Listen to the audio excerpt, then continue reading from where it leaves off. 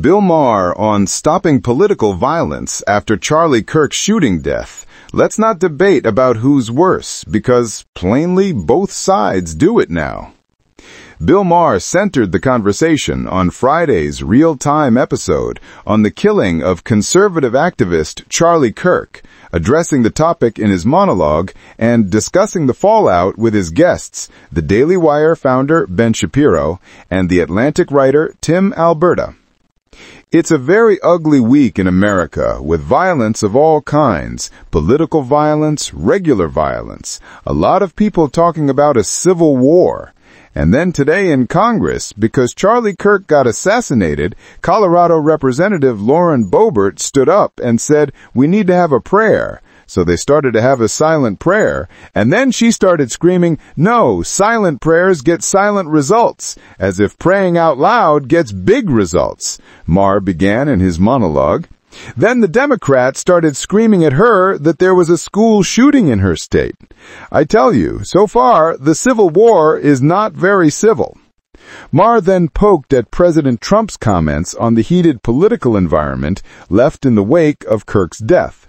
Today they asked the president, "What are you going to do to bring the country together?" And he said, "I know this is going to get me in trouble, but I could care less." He's a different kind of cat. His message is, let the healing stop. Later in the episode, Maher welcomed Shapiro and Alberta for a roundtable conversation.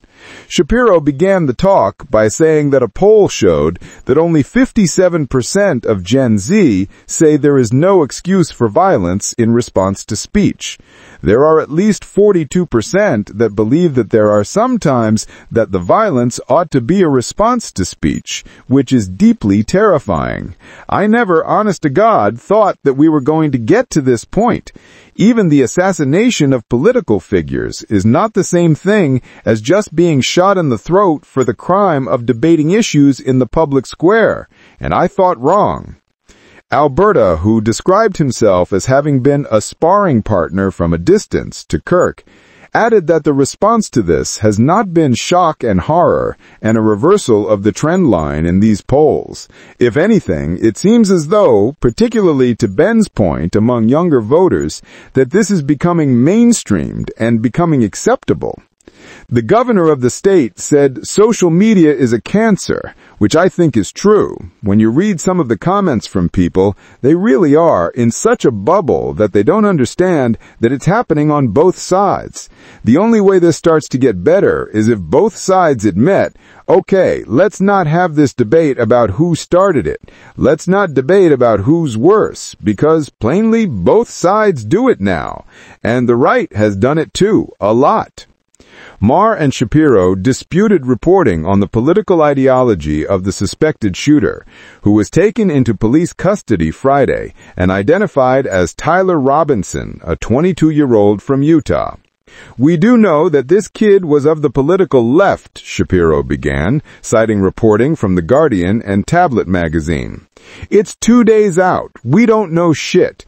The internet is undefeated in getting it wrong to begin with," Maher responded. Kirk had appeared on Maher's podcast Club Random in April. The 31-year-old Kirk, who became an ally of Trump as a co-founder of the nonprofit Turning Point USA, which advocated to mobilize the youth vote for him, was shot Wednesday afternoon during a debate event he was hosting at Utah Valley University. Kirk was taken to a hospital where he was pronounced dead. After an extensive manhunt, Trump appeared on Fox News on Friday morning to announce that a suspect in the Kirk shooting had been taken into police custody. Along with Alberta and Shapiro, guests on Friday's episode of HBO's Real Time included Charlie Sheen.